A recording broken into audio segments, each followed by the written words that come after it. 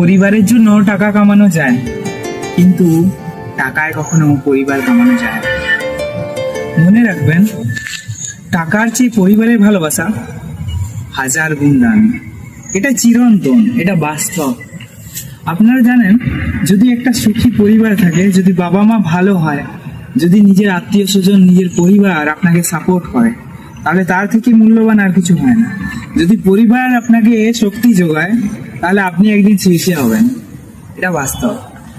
আর যারা বলে পরিবারের চেয়ে টাকা দামি, তাদেরকে আমি একটা কথা বলতে চাই, আগে পরিবারের ভালোবাসা কামাও, তারপর টাকা কামাবে, কারণ সেটা সবচেয়ে বেশি মূল্যবান। আর যে পরিবারের ভালোবাসা কামিয়েছে, সে অবশ্যই টাকা কামিয়েছে। পৃথিবীর সব সম্পদ তার কাছে তুচ্ছ, আর সে তো টাকা কামাবেই, কারণ তার সাথে পরিবার আছে, তার মা বাবা আছে, তার ভালোবাসা আছে, তার ভালোবাসার মানুষটা আছে।